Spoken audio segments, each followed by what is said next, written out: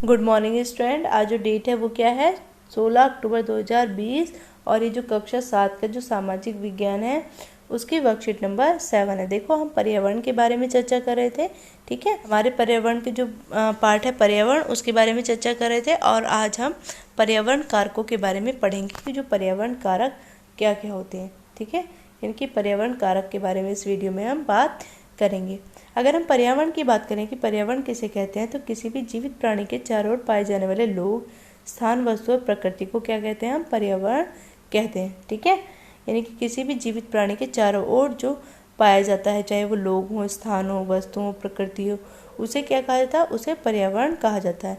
इसमें जो होते हैं क्या क्या शामिल होते हैं, इसमें प्राकृतिक, मानव निर्मित और मानव तीनों शामिल होते हैं। यानी कि जो प्राकृतिक है वो भी, और जो मानव ने बनाए हैं वो भी, और जो मानव स्वयं है वो भी इसमें शामिल होता है पर्यावरण में। ठीक है, देखो, अगर हम देखें कि जो भूमि है, जल है, वायु है, पेड़ पौधे हैं और जीव जंतु हैं, इनसे मिलकर प्राकृतिक पर्यावरण बनता है। यानी कि जो भूमि, जल, वायु, पेड़ पौधे और जीव जंतु मिलकर क्या बनाते हैं, प्राकृतिक पर्यावरण को बनाते हैं। इसमें से कुछ जीव्य होते हैं और कुछ अजीव्य होते हैं। यानी कि जो पेड़ पौधे, जीव जंतु, जल, भूमि, ये सब चीज़ें हैं, इनमें से कुछ जीव्य बायोटिक होते हैं और कुछ अजीव्य यानी कि एबायोटिक होते हैं। जो सबसे पहली वीडियो थी हमारी, उसमें हमने इसके बारे में चर्चा की थी। ठीक है, देखो, अगर हम पर्यावरण के कारकों की बात करें तो पर्यावरण के, मैंने बताया आपको, दो कारक होते हैं, एक तो जैविक कारक और एक अजैविक कारक। जैविक कारक यानी कि बायोटिक और अजैविक कारक यानी कि एबायोटिक। अगर हम जैविक कारक की बात करें कि जो जैविक कारक हैं वो क्या होते हैं, ये किसी भी पर्यावरण में जीवित घटक होते हैं। यानी कि जो जीवित होते हैं पर्यावरण के अंतर्गत, वो सब किस में आते हैं, वो सब हमारे जैविक कारक के अंतर्गत आते हैं। जैसे कि मनुष्य हो गया, जानवर हो गया, पेड़ पौधे हो गए, ठीक है, और कीड़े मकोड़े हो गए, मछली हो गई, ये सब किस में आएंगे, ये हमारे जैविक कारक के अंतर्गत आएंगे। अगर हम अजैविक कारकों की बात करें कि अजैविक कारक क्या होते हैं, तो यह किसी भी पर्यावरण में निर्जीव घटक को दर्शाते हैं। यानी कि जो नॉन लिविंग थिंग्स होती हैं उनको ये किसी भी जो पर्यावरण है उसमें दर्शाते हैं। जैसे एग्जाम्पल देखोगे तो जैसे मिट्टी, वायु, जल आदि। ठीक है, यानी कि जो चीज़ें जो होती हैं, नॉन लिविंग थिंग्स होती हैं, वो अजैविक कारक होती हैं, और लिविंग थिंग्स जो होती हैं वो जैविक कारक के अंतर्गत आती हैं। ठीक है, अब देखिए, आपको कुछ उदाहरण लिखना है जैविक कारक के अंतर्गत, अजैविक कारक के अंतर्गत। जैसे कि जैविक कारक के अंतर्गत पेड़ आते हैं, जानवर आते हैं, है ना, और मछली आती है, मनुष्य आता है, कीड़े मकोड़े आते हैं,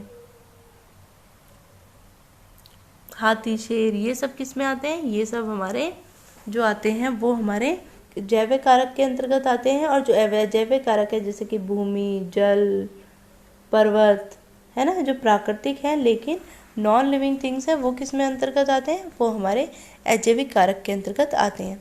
देखो, दिमागी कसरत के साथ साथ यहाँ पर कुछ क्वेश्चन आंसर भी दिए गए हैं। आपको सोचना है कि ये क्वेश्चन के आंसर क्या है।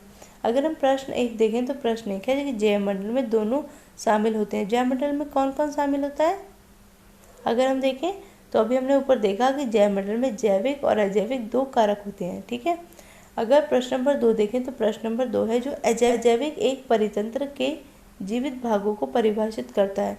यानी कि जो अजैविक है वो एक परितंत्र के जीवित जो भाग हैं उनको परिभाषित करता है। इसका जो आंसर होगा वो होगा गलत। यानी कि जो अजैविक कारक होता है वो जीवित को नहीं बल्कि अजीवित यानी कि नॉन लिविंग थिंग्स को संबोधित करता है, और जो जैविक कारक होते हैं वो जीवित भागों को संबोधित करते हैं।